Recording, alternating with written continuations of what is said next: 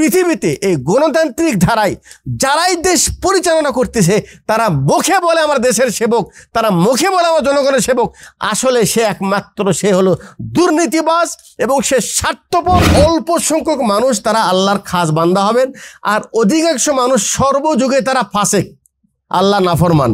আল্লাহ নাফরমান যারা হবে তারা কি আমাদের দেশে ইসলামের রাষ্ট্র চাইবে?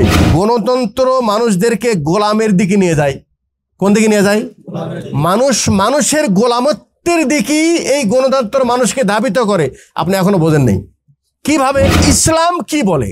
ইসলামিক সিস্টেমে দেশ পরিচালনা দায়িত্বশীল তারা কারা হবে, এই প্রশ্নটা এখন রয়ে গেছে, তা নাকি? আত্মাহারিক টিভি, ওহির আলোয় উদ্ভাসিত জীবনের জন্য। আপনারা শুনেছেন আলোচ্য বিষয় কি? বলেন কি আলোচ্য বিষয়? গণতন্ত্র, খেলাফত, দুটা কি একই কি না? আর আমাদের দেশে আমরা ইসলামী রাষ্ট্র হিসাবে দেখতে চাই, তাহলে সেটা কিভাবে সম্ভব? আলোচনার বিষয়টা নির্ধারণ বর্তমান আমাদের দেশের প্রেক্ষাপটের আলোকে এবং অবস্থার আলোকে রাখা হয়েছে। এই জন্য যে আমাদের দেশটাকে আল্লাহ রব্বুল আলামিন, আমি এটাই বলবো, আল্লাহ পাকের বিশেষ অনুগ্রহে গত 1 বৎসর পূর্বে আমাদের এই বিশ্বের দ্বিতীয় বৃহত্তম মুসলিম দেশটাকে নতুন করে সাজানোর একটা সুযোগ আল্লাহ পাক আমাদেরকে দয়া করে অনুগ্রহ করে দান করেছিল। আমাদের ভিতরে অনেকের আশা সৃষ্টি হয়েছিল যে আমরা ইনশাআল্লাহ এই গণ অভ্যুত্থানের মাধ্যমে আমাদের দেশটাকে নতুন করে সাজানোর যে সুযোগ আল্লাহ পাক দিয়েছে, আমরা আশা করেছিলাম আমাদের দায়িত্বশীল যারা রয়েছেন তারা আমাদের দেশটাকে শুধু সাজানো নয়, বরং ইসলামিক ঢাঁচায় আমাদের দেশটাকে পরিচালনা করার উদ্যোগ নেবেন, এটা আমরা আশা করেছিলাম। কি আমার সাথে হানা কিছু বলবেন না? কেন আশা করেছিলাম?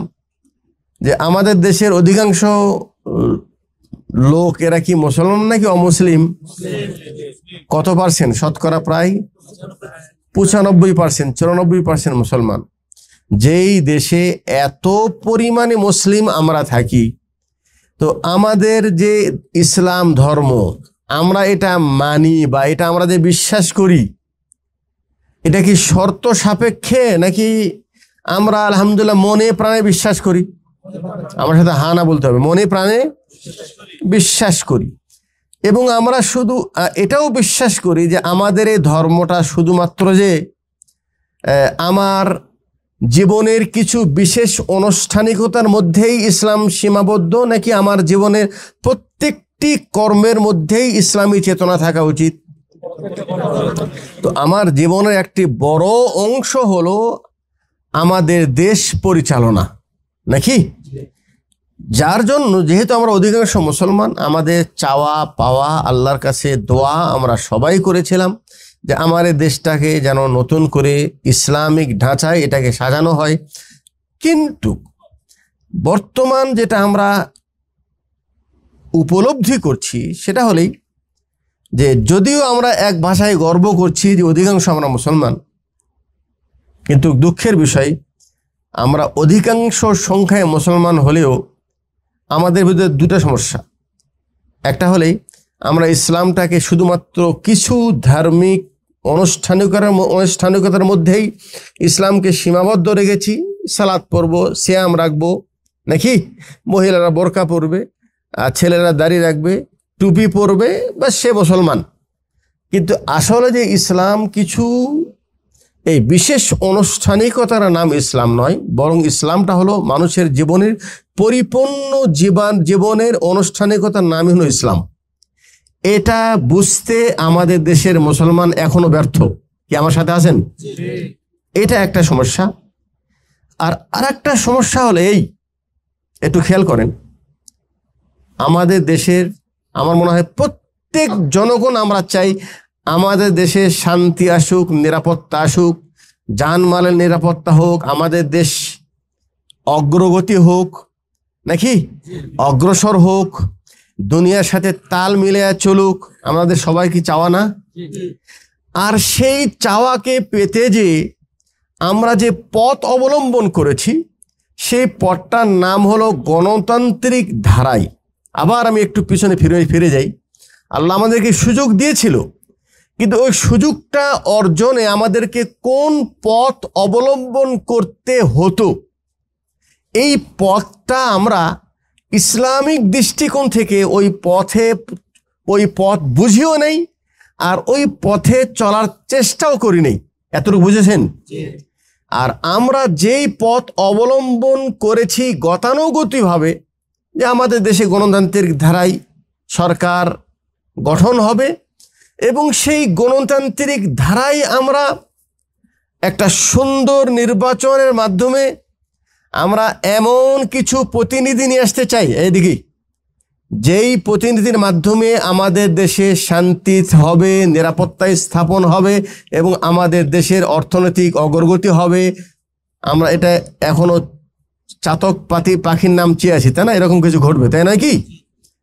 কিন্তু বাস্তবতা হলো এই যে আমাদেরকে আল্লাহ পাক এই বিবেক দেওয়ার পরও চোখের সামনে বাস্তবতা দেখার পর, বোঝার পরেও দেখতেছি যে এই পথে যারাই হেঁটেছে, যারাই চলছে, তাদের সামনে শুধু হতাশা আর ক্ষতি, বা তাদের সামনে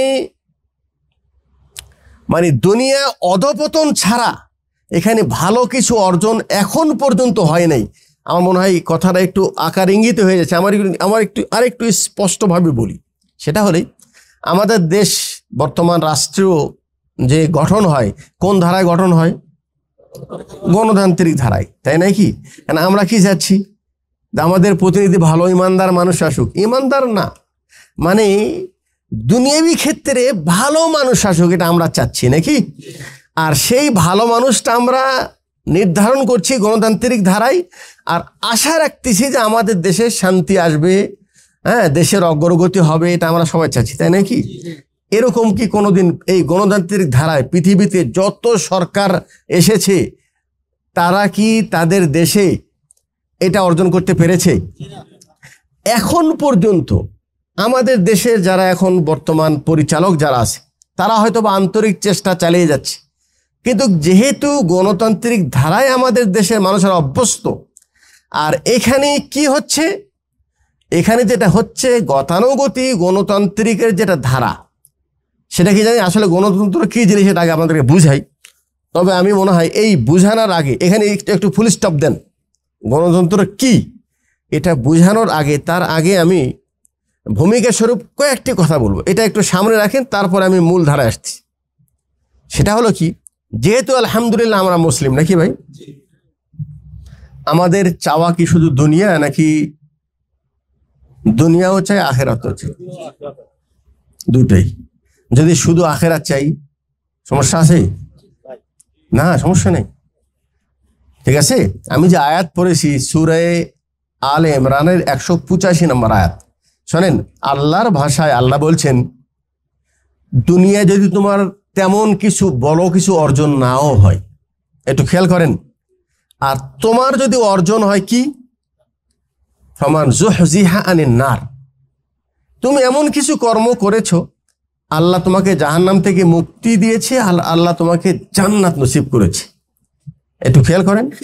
ফাকাত ফাজ, তাহলে তুমি কামিয়াব। তুমি কি? এটা কার ভাষা?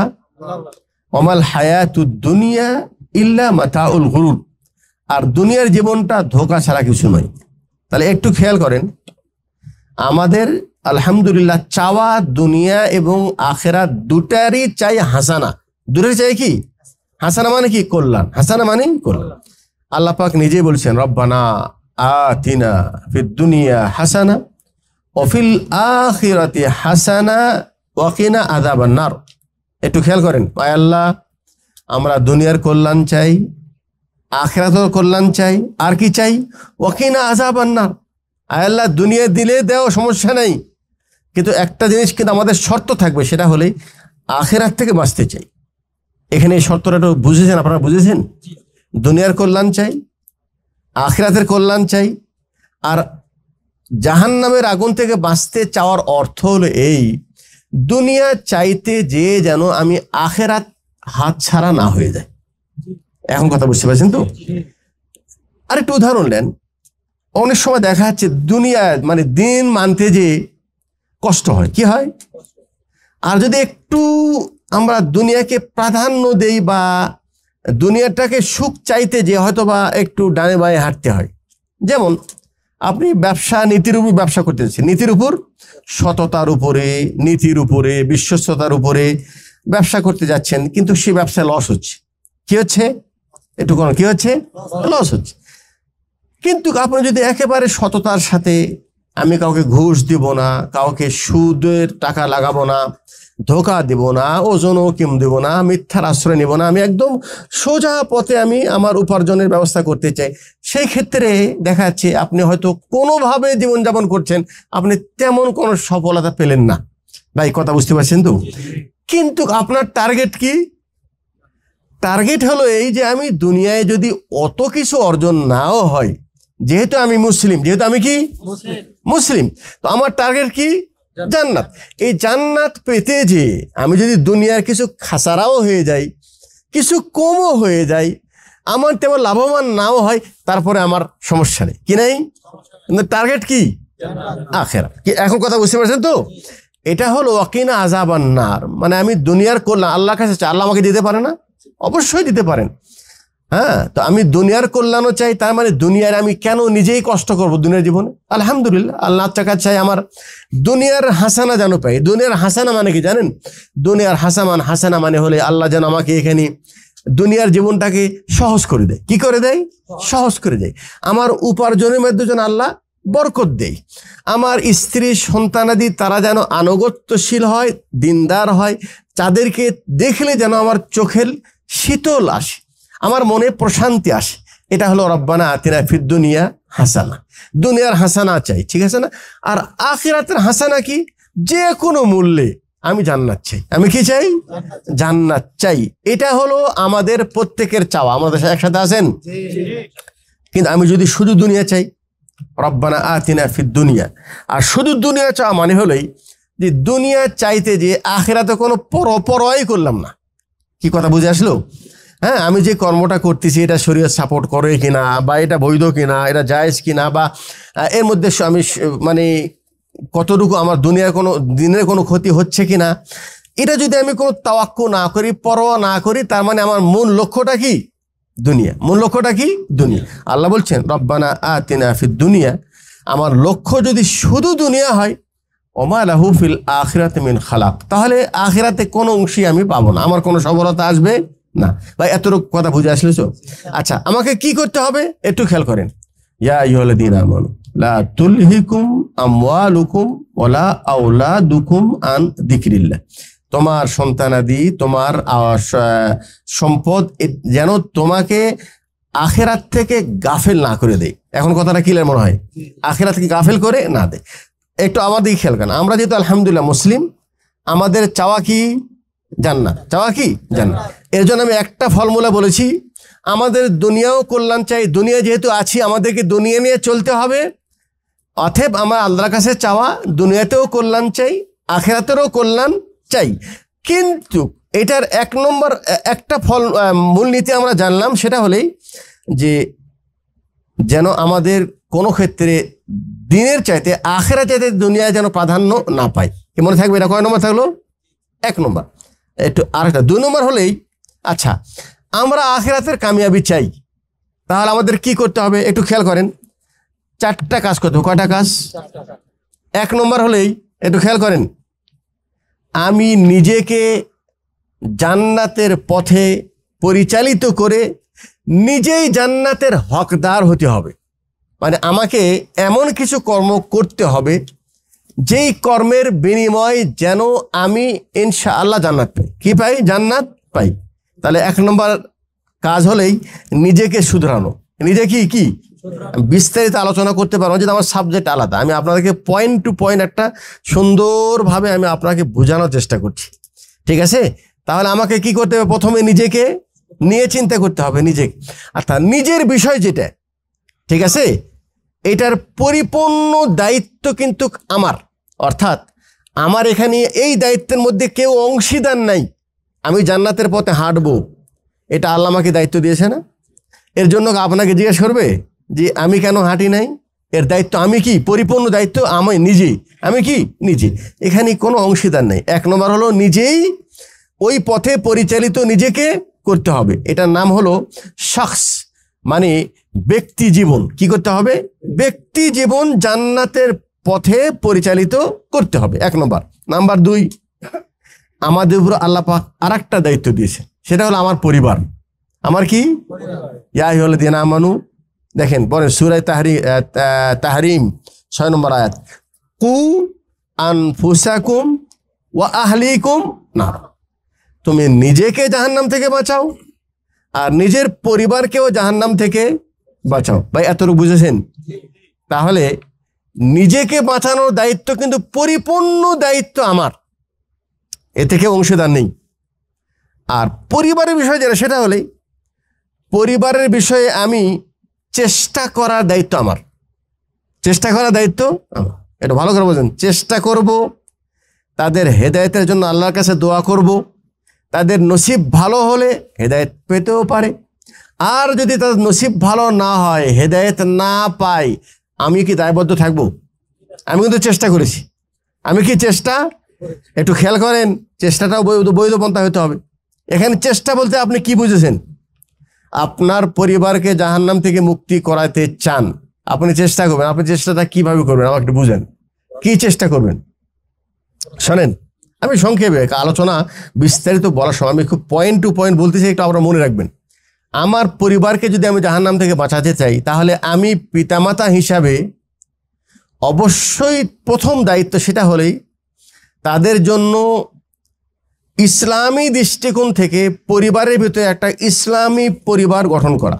ইসলামী পরিবার কিভাবে গঠন হবে শোনেন, আমার সন্তানদের আমার পরিবারের ভিতরে ইসলামিক শিষ্টাচার, ইসলামিক কি আদব, শিষ্টাচার আমার পরিবারের ভিতরে চালু করার দায়িত্ব কিন্তু আমার। শিষ্টাচার বলতে কি জানেন? শোনেন, আল্লাহ নবী সাল্লাল্লাহু আলাইহি সাল্লাম তিনি খানা খাচ্ছেন, একটা ছোট্ট বাচ্চা এসে বিসমিল্লাহ না বলে বাম হাতে খাওয়া শুরু করলেন। আল্লাহ রাসূল কি বলেন? হাতটাকে পট করে ধরে বসলেন। এই সাম্মিল্লাহ ওয়া কুল বিয়ামিনিক, তুমি ডান হাতে খাও আর বিসমিল্লাহ বলে খানা শুরু করো। এটা কেন বলেন একটু খেয়াল করেন, কারণ এটা একটা খাওয়ার আদব। খাওয়ার কি আদব? একটা শিষ্টাচার। এটার দ্বারা লাভ কি? কেউ যদি খাইতে বিসমিল্লাহ না বলে, ডান হাতে না খায়, ওই খাওয়ায় কে শরীক হয়? শয়তান। আল্লাহ রাসূল বললেন, আমরা যারা বড় যারা ছিলাম, আমরা সবাই কিন্তু বিসমিল্লাহ বলেই খাওয়া শুরু করেছি, ডান হাতে শুরু করছি। শয়তান আমাদের খাওয়াটাকে হালাল করার জন্য ওই ছোট্ট বাচ্চাকে নিয়ে এসে বিসমিল্লাহ ছাড়াই ওকে খাওয়ার জন্য সুযোগ করে দিয়েছে, যেন শয়তান আমাদের খাওয়ার মধ্যে শরীক হতে পারে। আল্লাহ রাসূল কি বলেন? হাতটা ধরলেন না, খবরদার মামাতে খানা খায় না, কি বলো? বিসমিল্লাহ বলো। তাহলে এই শিষ্টাচার, এই যে আদব, ইসলামিক শিষ্টাচার, এটা কে শিখালেন? বলেন, কে শেখালেন? এই শেখানোর দায়িত্বটা কার? বলেন, কার দায়িত্ব? আমাদের পিতামাতার। আমরা যারা আমাদের পরিবারকে যে দায়িত্ব আল্লাহ আমাদেরকে দিয়েছে, আমি এক নম্বরে বলছি, এই শিষ্টাচার বলতে খাওয়ার শিষ্টাচার, বাড়িতে ঢোকার শিষ্টাচার, বাথরুমে ঢোকার শিষ্টাচার, সমাজের সাথে চলার শিষ্টাচার, আমার সন্তানকে আমি কিভাবে লালন পালন করব, কি শিক্ষা দিব, এই যে সব কিছু দায়িত্ব কিন্তু কি আমার উপর আল্লাহ পাক দিয়েছেন। আমি চাই জান্নাতে যাবো, আমি চাই কি? এক নম্বর কি বললাম? আমি আমাকে নিয়ে ভাবতে হবে। দুই নম্বর আমার পরিবারকে নিয়ে ভাবতে হবে। পরিবারকে জান্নাতে যদি করতে চাই, এক নম্বর কি করতে হবে? ওদের পরিবারের মধ্যে শিষ্টাচার চালু করতে হবে, ইসলামী শিষ্টাচার, ইসলামী আদব। এক নাম্বার দুই, আমার পরিবারের সদস্যদেরকে অবশ্যই আকীদার বিষয়ে সচেতন করতে হবে। আকীদার ভিতরে সচেতন মানে কি জানেন? আমাদের রব কে, আমাদের রব কে, রবের পরিচয় দিতে হবে। আমাদের দিন কি, আমাদের নবী কে, এই বিষয়ে সঠিক তথ্য, তাওহীদ, নির্ভেজাল তাওহীদের জ্ঞান ওদেরকে শেখাতে হবে। কিভাবে শেখাবেন? কোথায় গেলে শিক্ষা পাবে? এটা আপনার দায়িত্ব। শুধু তাওহীদ না, কি বললাম, নির্ভেজাল তাওহীদ। এটা সেখানে দায়িত্ব কি আমাদের, যেন আমার সন্তানরা বড় হয়ে শিরিক না করে, কি না করে, শিরিক না করে। আর একটা কি, তাদেরকে সৎ কর্মশীল হতে হবে, এটা ওদেরকে বুঝিয়ে দিতে হবে। সৎ কর্ম কি, কোন কর্মের মাধ্যমে আল্লাহর সন্তুষ্টি পাবো, এইটা কিন্তু আমি পিতা হিসাবে, গার্জেন হিসাবে আমার কিন্তু প্রত্যেকের দায়িত্ব। ঠিক আছে না? আমার কথা বুঝে আসছেন তো? এটা আমাদের করতে হবে। যেমন আল্লাহ রসুল বলছেন, আচ্ছা এটা একটা। আর একটা হলো বিশেষ করে মানে সালাতের ভিতরে, সালাতের উপরে গুরুত্ব দেওয়া। পরিবারের মধ্যে সালাত আছে কিনা, নামাজ আছে কিনা, এর দায়িত্ব কার?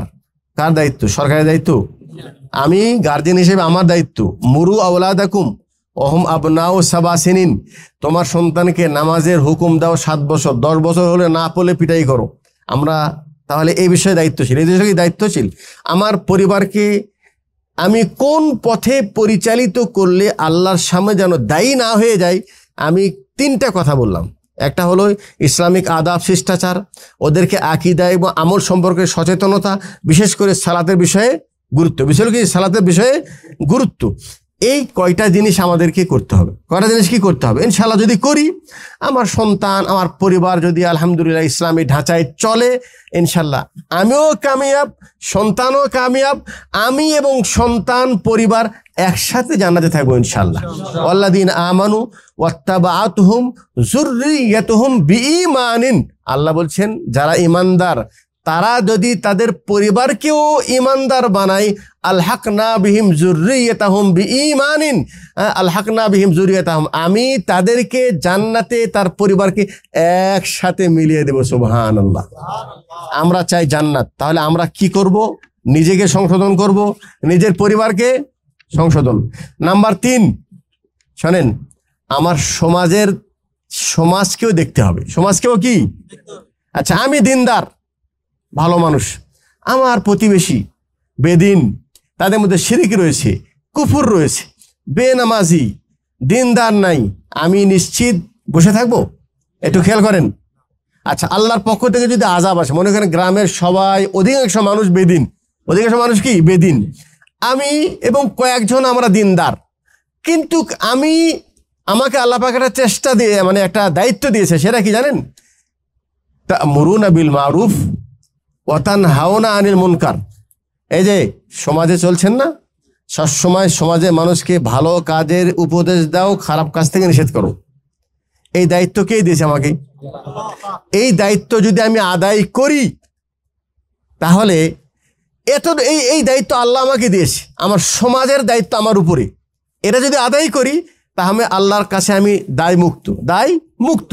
এটা যদি না করি, আমি খুব নিজে দিনদার ভালো মানুষ, কিন্তু সমাজের মানুষ যে ভালো নয়, আমি তাদের জন্য চেষ্টা করছি না। আযাব আসলে আমিও কিন্তু সে আযাবের মধ্যে পড়ে যাব। কথা বুঝে আসলো? আচ্ছা, আমি যদি আযাবের মধ্যে পড়ে যাই, আমি কি কামিয়াব হলাম? তাহলে আমাকে কি করতে হবে? নিজেকে নিয়ে যেরকম ভেবেছি, এ বিষয়ে তো কারো ছাড় নাই, আমাকে পরিপূর্ণ দায়িত্ব আমার উপরে, পরিবারের আংশিক দায়িত্ব আমার উপরে, পরিবারের উপরে নিজের দায়িত্ব আছে। আর সামাজিকভাবে আমাকে যে খুব বেশি দায়িত্ব তা না, একটু খেয়াল করেন। আচ্ছা, সমাজে মানুষের গাড়ি বাড়ি করে দিতে হবে, সবাইকে একেবারে মানে সুন্দর জীবন যাপন করে দিতে হবে, এই দায়িত্ব আল্লাহ আমাকে দিয়েছে। আমাকে শুধু একটা কাজ করতে হবে, সেটা কি? তা'মুরুনা বিল মারুফ ওয়া তানহাউনা আনিল মুনকার। সমাজের ভিতরে ভালো কাজের প্রতি উদ্বুদ্ধ করো, আর যে কোনো মন্দ কাজ দেখলে তাদেরকে বাধা দাও, হয় হাত দিয়ে, না হয় জবান দিয়ে, না হয় অন্তর থেকে ওই কাজটাকে ঘৃণা করো। এই 3টা কাজ করতে পারলে সামাজিকভাবে যে আল্লাহ পাক আমাকে দায়িত্ব দিয়েছে, আমি সে দায় থেকে মুক্ত। কথা বুঝে আসলো? নাম্বার 4, সেটা হলো রাষ্ট্রীয়ভাবে চিন্তা করা। রাষ্ট্রীয়ভাবে কি চিন্তা করা? একটু ভালো করে খেয়াল করেন। রাষ্ট্রীয়ভাবে যে আমি চিন্তা করব, রাষ্ট্রীয়ভাবে চিন্তা করা মানে হলো এই, রাষ্ট্রের মালিক, কেউ রাষ্ট্রের মালিক আছে আর কেউ রাষ্ট্রের মালিক নাই। যারা রাষ্ট্রের দায়িত্বশীল, প্রধানমন্ত্রী, বিভিন্ন মন্ত্রণালয়ের দায়িত্ব সচিব যারা আছেন, যারা দেশ পরিচালনার দায়িত্ব যাদের উপর আছে, ওনারা হলো দেশের মালিক। ওনারা কি দেশের মালিক? তাহলে তাদেরকে দেশ পরিচালনার ক্ষেত্রে আল্লাহ জিজ্ঞেস করবে না? অবশ্যই জিজ্ঞেস করবে, আমি কি মালিক? আমি মালিক কি? মালিক না। কিন্তু আমি কিন্তু দেশের একজন অংশীদার, দেশের একজন কি অংশীদার। কিন্তু আমি মন থেকে চাইতে হবে, একটু খেয়াল করেন, আমার মন থেকে চাইতে হবে যে দেশের যারা পরিচালক আছে আল্লাহ যেন তাদের হেদায়েত দেয়, তাদের মাধ্যমে দেশে যেন ইসলামী রাষ্ট্র কায়েম হয়, দেশে যেন শান্তি আসে। এটা আমাদের অন্তর থেকে চাওয়া। অন্তর থেকে কি চাওয়া? আমি কিভাবে চেষ্টা করব আমার দেশে ইসলামী রাষ্ট্র কায়েম হোক এবং সেখানে শান্তি বর্ষণ হোক? একটু শোনেন, এখানে বর্তমান প্রচলিত ধারায় দুটা চেষ্টা আছে। কয়টা চেষ্টা আছে? মোশাররফ আমাকে বক্তব্য বুঝতেছেন? একটা চেষ্টা যেটা বর্তমান যারা দুনিয়াবি দল যারা আছে, যারা রাজনীতিকের জন্য মানে রাজনীতি করে দুনিয়ার জন্য, রাজনীতি করে কি দুনিয়ার জন্য। আর আরেকটা দল আছে দ্বীনি দল, আর তারা রাজনীতি করে আখিরাতের জন্য। আর রাজনীতি করে কি জন্য? আখিরাতের জন্য। তো এই দুই ধরনের মানুষ কিন্তু রাজনীতির মধ্যে পাওয়া যাচ্ছে, রাজনীতির মধ্যে পাওয়া যাচ্ছে। যারা দুনিয়া নিয়ে চিন্তা করছে ওরা তো দুনিয়ায় চিন্তা করবে নাকি, আর যারা দিনকে প্রাধান্য দিয়ে দিনদার মানুষ তারা চাচ্ছে যে আমাদের দেশে ইসলামী রাষ্ট্র কায়েম হোক, কিন্তু তারা যেটা ধারা অবলম্বন করেছে সেটা হলো গণতান্ত্রিক ধারা। কি ধারা? গণতান্ত্রিক ধারা। এখন আমরা কি করতে পারি? একটা রাষ্ট্র প্রতিষ্ঠিত আছে। কি আছে? রাষ্ট্র প্রতিষ্ঠিত আছে। আমি একটু আগে বললাম দুটা ধারা। একটা হলেই যারা আছে দায়িত্বশীল ভালো না, এরা কি না ভালো না। এখন কি চাচ্ছি? তোমরা সরে যাও, তোমরা কি যাও, সরে যাও। আমরা ভালো মানুষ, আমরা দেশ চালাতে চাই। এটা ইসলাম কতটুকু সাপোর্ট করে? এটা এক নম্বর কথা, পয়েন্টটা মনে রাখেন, ঠিক আছে? নাম্বার দুই, সেটা হলেই আমরা বিশ্বাস করি যে আসলে যে কোনো বিষয়ের দায়িত্বশীল হওয়া, এটা কোম্পানির পরিচালক হওয়া, দেশের পরিচালক হওয়া, হ্যাঁ, এটা কিন্তু মানুষ সবাইকে এই যোগ্যতা আল্লাহ পাক দেয় না। দেয় কি? সবাই কি চালাতে পারবে দেশ? সবাই কি কোম্পানি চালাতে পারবে? আল্লাহ পাক বিশেষ বিশেষ ব্যক্তিদেরকে এই দক্ষতা দেয়, এই ক্ষমতা দেয়, ঠিক আছে না? তো যারা অলরেডি দায়িত্বের উপরে আছে, আমাদের প্রথম কাজ হবে তাদের জন্য আল্লাহর কাছে দোয়া করা, আল্লাহ তুমি তাদেরকে আমার এই দেশ পরিচালনা ক্ষেত্রে সঠিক বুঝ আল্লাহ তুমি তাদেরকে দান করো।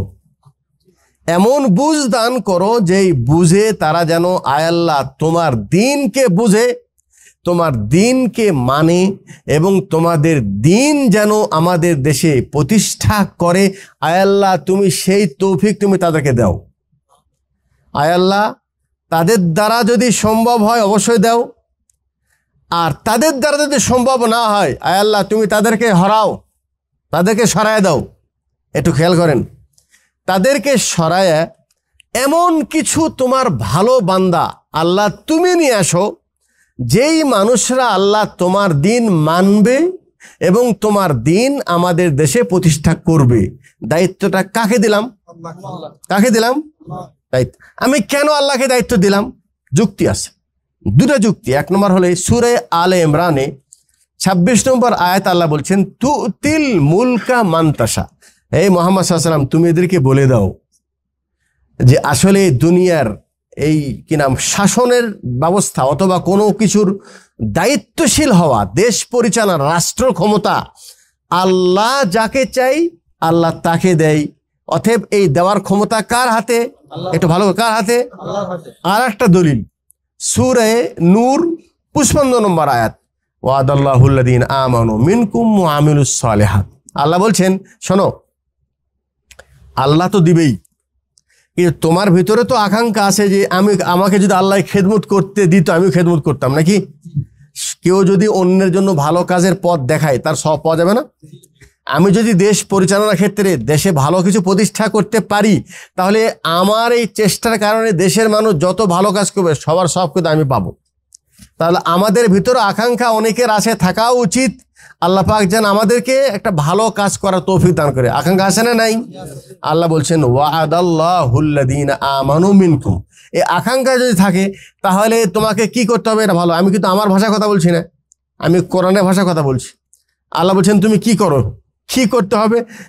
তুমি করতে হবে সেটা হলো যে লা ইস্তাখলিফানা ওয়াদাল্লাহুল্লাযীনা আমানু মিনকুম ওয়া আমিলুস সালিহাত। তোমাকে শুধু দুটা কাজ করতে, কটা কাজ? তুমি ইমানদার হও আর সৎ কর্মশীল হও। কি বলেন? ইমানদার হও, সৎ কর্মশীল। তুমি যদি ইমানদার হও আর সৎ কর্মশীল হও, একটু খেয়াল করেন, আর তোমার ভিতরে যদি এরকম আকাঙ্ক্ষা থাকে যে আল্লাহ যদি আমাকে দেশ পরিচালনার দায়িত্ব দেয়, তাহলে আমি ইনশাআল্লাহ সওয়াবের আশায়, মানুষের খেদমতের উদ্দেশ্যে, এর বিনিময় জান্নাত পাওয়ার আশায় আমি দেশ পরিচালনা করার আকাঙ্ক্ষা রাখি। আল্লাহ বলছে তুমি এই দুটা যোগ্যতা অর্জন করো, আমি চাইলে তোমাকে এই রাষ্ট্রের ক্ষমতা দান করব। সুবহানাল্লাহ। তাহলে দুটা জিনিস, একটা হলেই দায়িত্ব কার?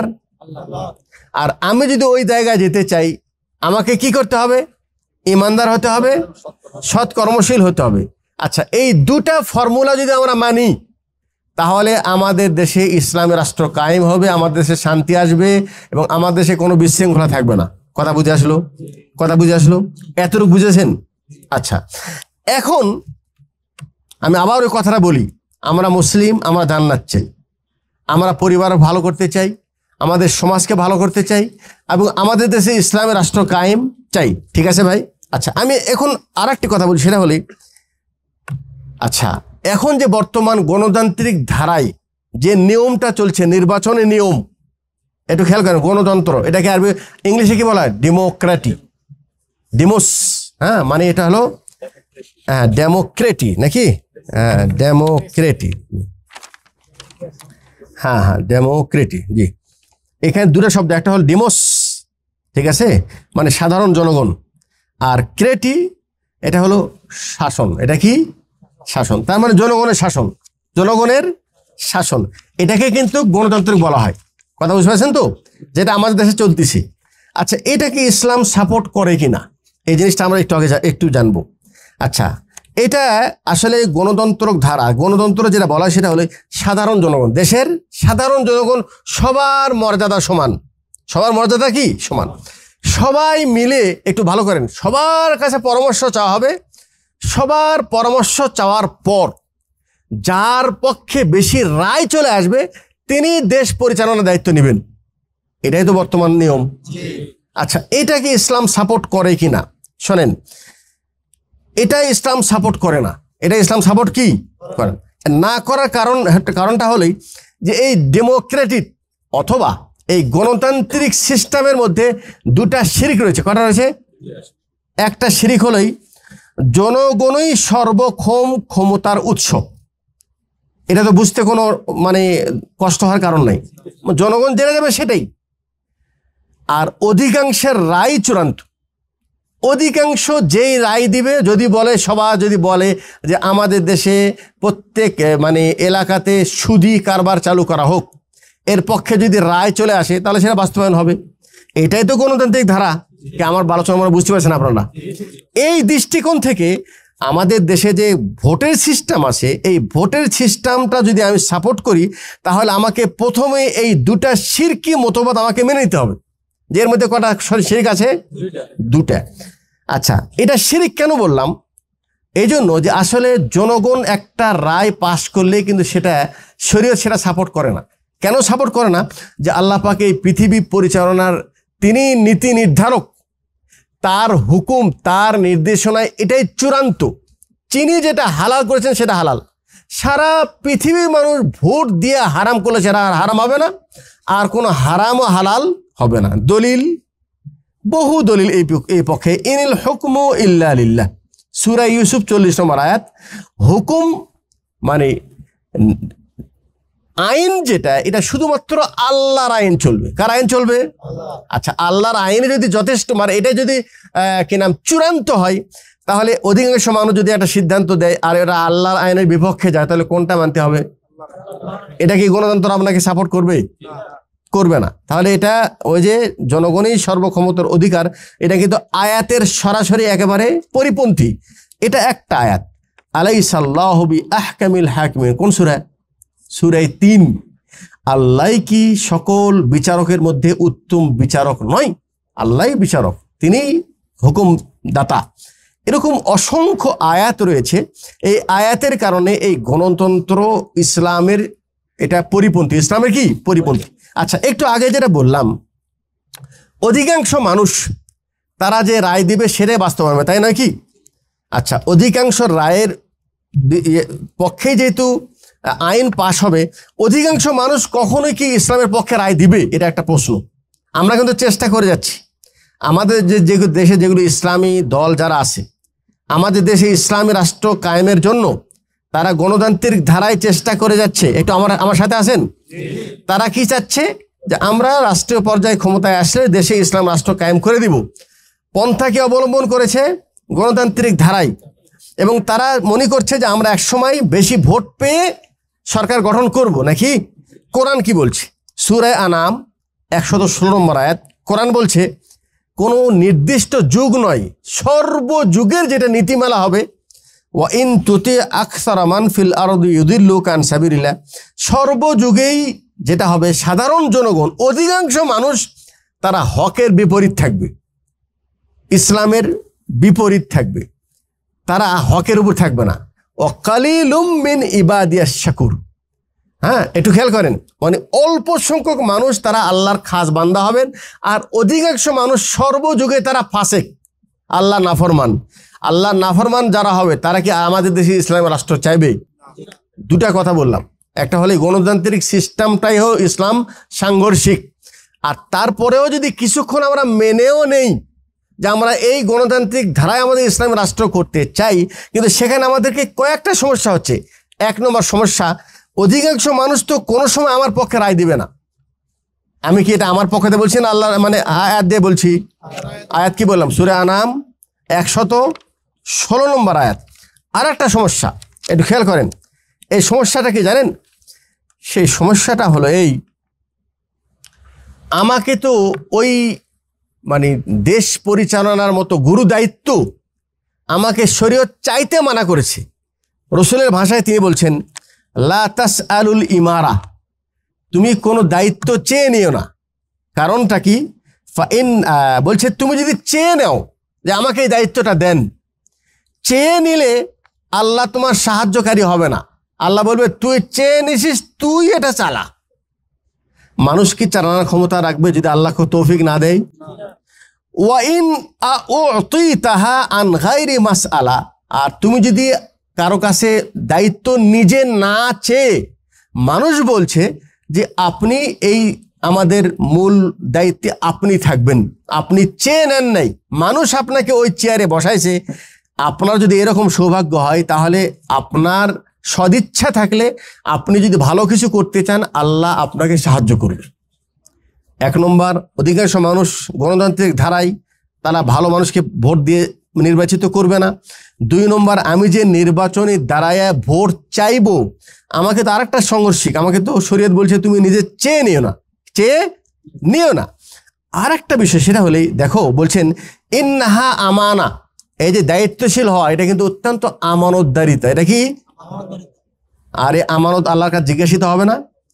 ইন্নাহা ইয়াউমাল কিয়ামাতি খিজিয়ুন ওয়া নাদামা, যারা দায়িত্ব নিবে তাদের অধিকাংশ অবস্থা হবে যে তারা কিন্তু কিয়ামতের দিন লাঞ্ছিত হবে, লজ্জিত হবে। কি হবে? ইল্লা মান আখাযাহা বিহাক্কিহা, তবে কেউ যদি পরিপূর্ণ হক আদায় করে তাহলে তার ব্যাপারটা আলাদা। এখনো মনে হয় কিছু বোঝেন নেই। ওমর রাদিয়াল্লাহু তাআলা আনহু সম্পর্কে একটা কথা আছে, তিনি বলছেন যে আমার এই রাষ্ট্রীয় ক্ষমতায়, উনি তো খলিফা তাই নয় কি, ওনার আদর্শ কি ছিল জানেন? উনি তো সাধ্য অনুযায়ী জনগণের যে কোনো সমস্যা সমাধানের চেষ্টা করতেন, এবং ওনার প্রতিনিধি সবসময় খেদমতের জন্য নিয়োজিত আছে।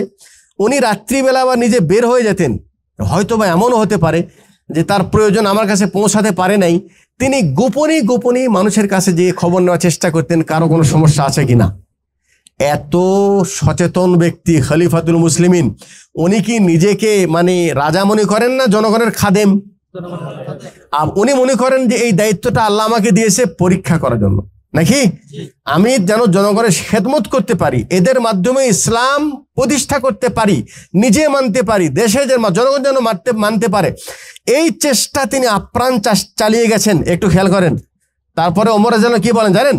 একটু খেয়াল করেন যে আমার এই রাজত্বের ভিতরে যদি কোথাও কোনো মরুভূমিতে কোনো কুকুরও যদি পিপাসায় মারা যায়, তখন আমি মনে করব আমি আমার দায়িত্বে পরিপূর্ণ আমি আদায় করতে পারিনি।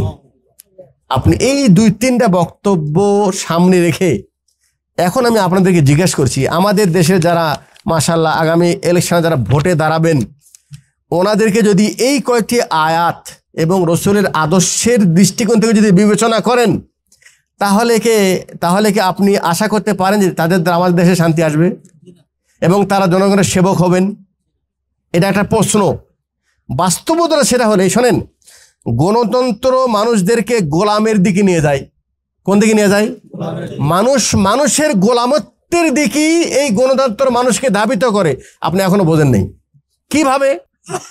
যারা এই গণতন্ত্রের ধারায় দায়িত্বশীল যারা হয়, মন্ত্রী যারা হতে চায়, যারা প্রতিনিধি হতে চায়, তারা প্রথমে এসে বলে যে অমুকের ছেলে ফুলের মতো চরিত্র, আর কি বলে একটু আপনারা তো ভালো জানেন ভাই, আর কি সে অমুক ভাই চরিত্র ফুলের মতো পবিত্র, এটা বলে ভোটের আগে।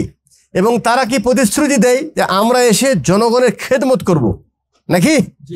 আর তারা যখন দায়িত্বশীল হয়ে যায় তখন তারা কি করে? আমাদেরকে বহু দূর যাওয়ার দরকার নাই, বিগত সরকারের যারা দায়িত্ব ছিল তারা জনগণের জন্য খেদমত করে, জনগণ যখন তারা একেবারে স্বয়ংসম্পূর্ণ হয়ে গেছে, একটু খেয়াল করেন, তারা ওই মালে গনিমতের বর্ধিত টাকা, মানে জনগণের, বাংলাদেশের এখন জনগণের যথেষ্ট হয়ে গেছে, এদের আর টাকার দরকার নাই, যেহেতু মানে অতিরিক্ত টাকা, ওই টাকা ওনারা সুইস ব্যাংকে পাঠাচ্ছে, তাই না? আমেরিকায় পাঠাচ্ছে, তাই না? জনগণের সেবা করতে আসছিল, সেবা পরিপূর্ণ হয়ে গেছে, আর তারপরে তারা অবশিষ্ট টাকা তারা দিয়ে তাদের মানে ভবিষ্যৎ গড়াইছে।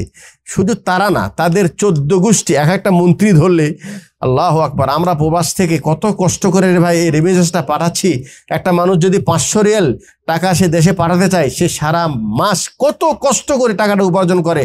আর তাদের এই আচরণ দেখে আমরা কি চিন্তা করতে পারি যে তাদের ঘর থেকে লক্ষ বস্তাকে বস্তা 1000 টাকার নোট বের হয়ে আসতেছে। তারা কিন্তু এই ভোটের আগেই ওকে ফুলের মতো পবিত্র ছিল, আর তারা বলেছিল যে আমরা দেশের সেবা করব, জনগণের সেবা করব। বাস্তব চিত্র শুধু তারা না, তারা বলেন এখন যারা বলছে তারাদের একই চরিত্র হবে।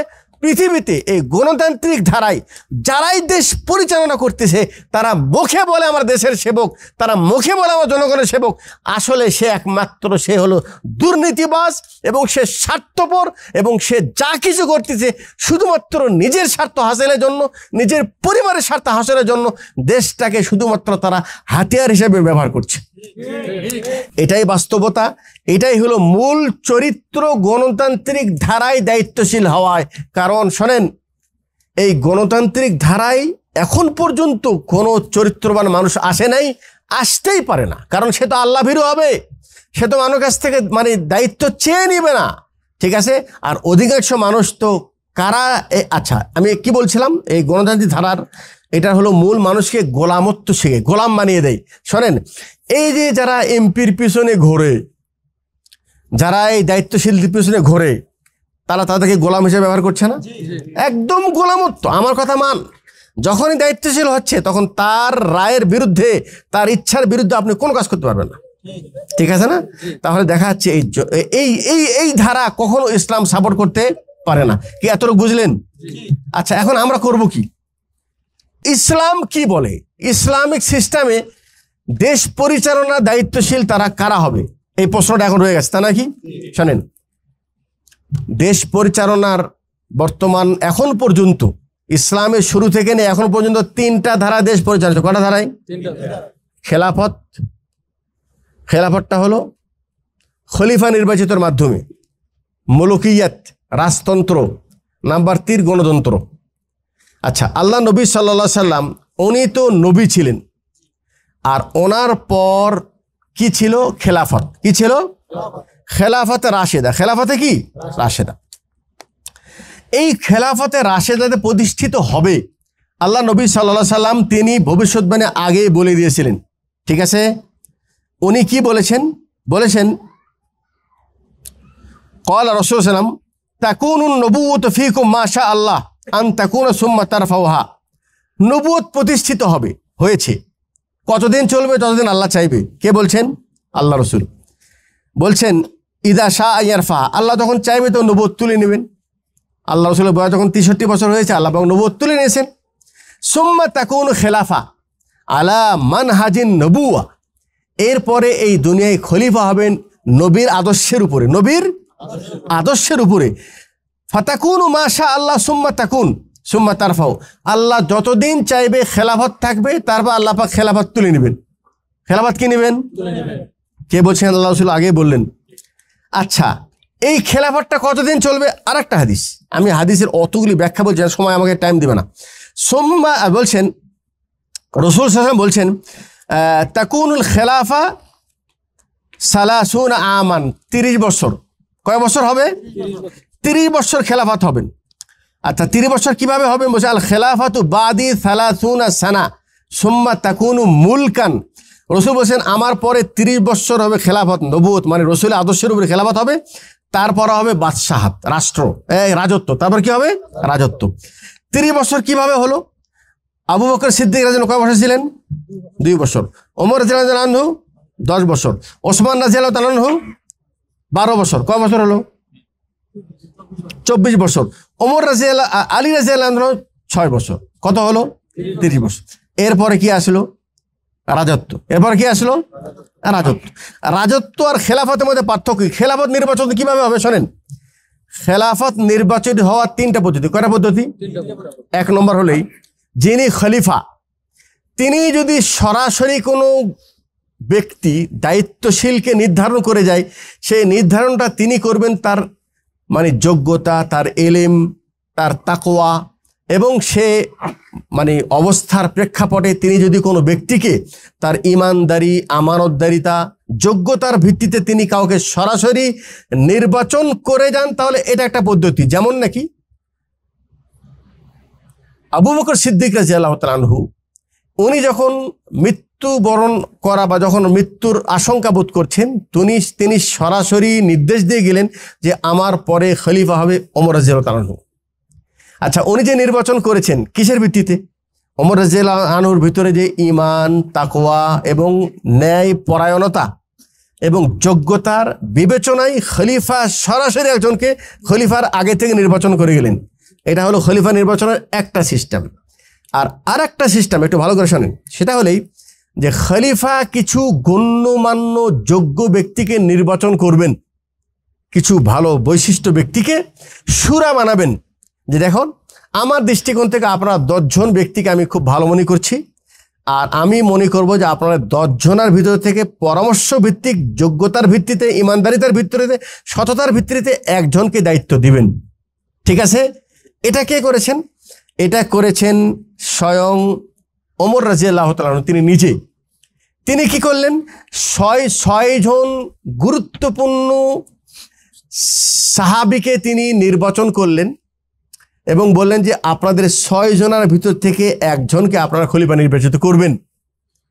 এই 6 জনের পরামর্শের ভিত্তিতে ওসমান রাদিয়াল্লাহু তাআলা আনহুকে খলিফা নির্বাচন করা হয়েছে। ঠিক আছে? এবং আব্দুর রহমান বিন আউফ রাদিয়াল্লাহু তাআলা আনহু তিনি মুহাজির এবং আনসারদের সাথে পরামর্শ করে, এই পরামর্শটা কি সবার সাথে নাকি বিশেষ ব্যক্তিদের সাথে? বিশেষ ব্যক্তি পরামর্শ করে তিনি এই বিবেচনায় পৌঁছেছেন যে সবার রায় যে খলিফা হিসাবে ওসমান রাদিয়াল্লাহু আনহু হওয়ার বেশি যোগ্যতা রাখেন। উনি প্রথমে ওসমানের বায়াত করলেন যে ওসমান, আমরা সবাই পরামর্শ করে শুরার পরামর্শের ভিত্তিতে আপনাকে আমরা বেশি যোগ্য মনে করি, অতএব আপনি খলিফা হবেন। তিনি ওনাকে খলিফা নির্বাচন করে প্রথমে বায়াত করলেন, এরপরে 6 জন বায়াত করলেন এবং তারপরে আশেপাশে সকল সাহাবীরা ওনার হাতে বায়াত করলেন, উনি খলিফা হয়ে গেলেন। তাহলে একটা নির্বাচনের নিয়ম ছিল, আগে একটা সরাসরি আমির তিনি নির্বাচন করবেন। 2 নম্বর হলো বিশেষ ব্যক্তিদের একটা শুরা পরামর্শ, যেরকম নাকি পরামর্শের ভিত্তিতে ওসমান রাদিয়াল্লাহু নির্বাচিত হয়েছেন এবং আবু বকর সিদ্দিক রাদিয়াল্লাহু তিনিও নির্বাচিত হয়েছেন, কিন্তু পরামর্শের ভিত্তিতে। আল্লাহ রাসূলের ইন্তেকালের পর বিশেষ সাহাবীদের, মুহাজির আনসারীদের গুরুত্বপূর্ণ মানে প্রথম কাতারের সাহাবী, তাদের সাথে পরামর্শ করেই সবাই রায় দিয়েছে আমাদের পরে ওমর মানে খলিফা হওয়ার যোগ্যকে আবু বকর সিদ্দিক রাদিয়াল্লাহু আনহু। ঠিক তেমন নির্বাচিত হয়েছিলেন আলী রাদিয়াল্লাহু তাআলা আনহু। তিনিও কিন্তু এই মজলিসে শুরার পরামর্শ ভিত্তিতে তিনি খলিফা হন। কয়টা নিয়ম বললাম? দুইটা। একটা হলো আমির নিজে নিযুক্ত করবে, আর একটা হলো বিশেষ ব্যক্তির টিম, তারা পরামর্শ ভিত্তিতে তারা নির্বাচিত করবেন। নাম্বার 3, কেহ তার শক্তির বল প্রয়োগ করে সে পুরাটা মানে নিয়ন্ত্রণে নিয়ে আসবে। কি আসবে? নিয়ন্ত্রণে নিয়ে আসবে। তার নিজস্ব লোক, তার নিজস্ব শক্তির জনবল দিয়ে সে রাষ্ট্রের একেবারে ক্ষমতাকে সে দখল করে নেবে। এরপরে সে আল্লাহ ভীরু হবেন এবং সে নিজে মুসলিম হবেন এবং দেশে তিনি ইসলামের খেদমত করবেন, ইসলাম রাষ্ট্র কায়েম করবেন। তাহলে এইভাবে কেউ যদি জোর করেও যদি কেউ রাষ্ট্র দখল করে ইসলামী রাষ্ট্র কায়েম করতে চায়, এটাও খলিফা। এটাও কি খলিফা? কি তিনটা ঠিক আছে? এটা হলো খলিফা নির্বাচন করার সিস্টেম। আর একটা হলো মুলকিয়াত। আর একটা কি? মুলকিয়াত মানে রাজা কিভাবে নির্বাচন করবেন? রাজা তিনি মানে ওই যোগ্যতা আর তাকওয়ার উপর ভিত্তি করে তার প্রতিনিধি নির্ধারণ করবেন না। তিনি প্রতিনিধি নির্বাচন করবেন হয়তো তার আপন জনদের মধ্য থেকে। সেটা তার আপন ছেলেও হতে পারে, ভাইও হতে পারে, বংশের লোক হতে পারে। নির্বাচন করতেছে যোগ্যতার ভিত্তিতে নয়, ইমানের ভিত্তিতে নয়, সততার ভিত্তিতে নয়। কিসের ভিত্তিতে? আত্মীয়তার ভিত্তিতে। কি কথা বুঝে আসলো? এটা ইসলাম সাপোর্ট করে না। এটাও ইসলাম সাপোর্ট করে না। কেন সাপোর্ট করে না? ইসলাম তো সাপোর্ট করে যে নির্বাচন হবে তাকওয়ার উপর ভিত্তি করে। কিসের উপর? আর যখন কোনো ব্যক্তি রাজত্ব মানে রক্তের বন্ধনের কারণে বা আত্মীয়তা বন্ধনের কারণে যখন নির্বাচন করবে, তখন কিন্তু পরিপূর্ণ ইনসাফ করতে পারবে না। এই জন্য এটা ইসলাম সাপোর্ট করে না। কিন্তু আল্লাহ রসুল যে বলছেন 30 বছর পর রাজত্ব আসবে, আসছে কি আসে নাই? মুআবিয়া রাদিয়াল্লাহু তাআলা আনহু তিনি যখন একটু খেয়াল করেন, তিনি যখন চিন্তা করলেন যে আমার পরে কে দায়িত্ব থাকবেন, তখন তিনি কি করলেন একটু খেয়াল করেন। আমাদের সমাজে একটা ধারণা আছে যে মুআবিয়া রাদিয়াল্লাহু তাআলা আনহু তিনি শুধুমাত্র তার নিজের ছেলে হওয়ার কারণে, যদিও সে অতটা মানে যোগ্যতা সম্পন্ন ছিল না, তারপরেও তাকে রাজত্বর দায়িত্ব দিয়ে তিনি রাজত্ব কায়েম করে চলে গেছেন এবং ছেলেকে রাজা বানিয়েছেন। ছেলের নাম কি? ইয়াজিদ। এবং তিনি অনেক অনিয়ম করেছেন। এটা হলো একটা ইতিহাসের একটা সাইড। আর সত্য যেটা সেটা হলেই শোনেন, মুআবিয়া রাদিয়াল্লাহু তাআলা আনহু তিনি কিন্তু জালিলুল কদর সাহাবী, আল্লাহ রাসূল সাল্লাল্লাহু আলাইহি ওয়াসাল্লামের বিশ্বস্ত কাতেবে ওহির লেখক। এবং তিনি প্রায় কত বছর দেশ পরিচালনা? 20 বছর। তিনি দেশ পরিচালনা করেছেন। এবং তিনি যখন মারা যাওয়ার পূর্বে তখনও কিন্তু বেশ কিছু সাহাবীও ছিলেন। ঠিক আছে? তখন কিন্তু উনি পরামর্শ করেছিলেন যে আমার পর নেতৃত্ব কাকে দেওয়া যায়। কিন্তু সেখানে কিন্তু বেশ কিছু হাসান বিন আলী, আমর বিন আস এবং আব্দুল্লাহ বিন জুবাইর, বেশ কিছু সাহাবীর নামও কিন্তু এসেছিল। ঠিক আছে? এবং তার ভিতরে সাহাবীরও অনেকের পরামর্শ এবং তখনকার যারা যোগ্য ব্যক্তি ছিল তাদেরও কিন্তু অধিকাংশ রায় ছিল যে আসলে ইয়াজিদ সেও কিন্তু দেশ পরিচালনার ক্ষেত্রে তার যোগ্যতাটাও মানে কাকে নির্বাচন করবে তার মধ্যে একটা কিন্তু তিনিও ছিলেন, ইয়াজিদও ছিলেন। এটা কাদের মধ্যে? ওই যে মানে যে বেশ কিছু যে নির্বাচন করা হয়েছে কাকে দায়িত্ব দেওয়া যায় তার ভিতরে কিন্তু ওনার ছেলেও ছিল।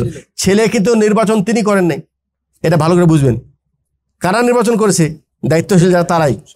আচ্ছা, আরেকটা হলেই তিনি এই 10 বছরের অভিজ্ঞতায় তার পাশে তার ছেলেকে এমনভাবে তিনি গড়ে তুলেছেন যে আমার পরবর্তীতে যে প্রেক্ষাপট এবং দেশে যেটা অবস্থা ঘটবে সেটাকে বিবেচনা করে নিয়ন্ত্রণ তিনি আশাবাদী ছিলেন যে তুলনামূলকভাবে তার ছেলে ইয়াজিদ এটাকে ভালোভাবে নিয়ন্ত্রণ করতে পারবে।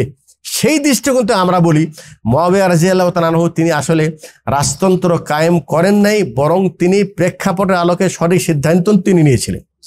এরপরে তার ছেলে কতটুকু ভালো কাজ করেছে, কতটুকু মন্দ করেছে, এটা আমরা তার বিষয়ে এটা তার দিকেই ছেড়ে দিব। যেটা ভালো করেছে ভালোর নেকি পাবে, যেটা মন্দ করেছে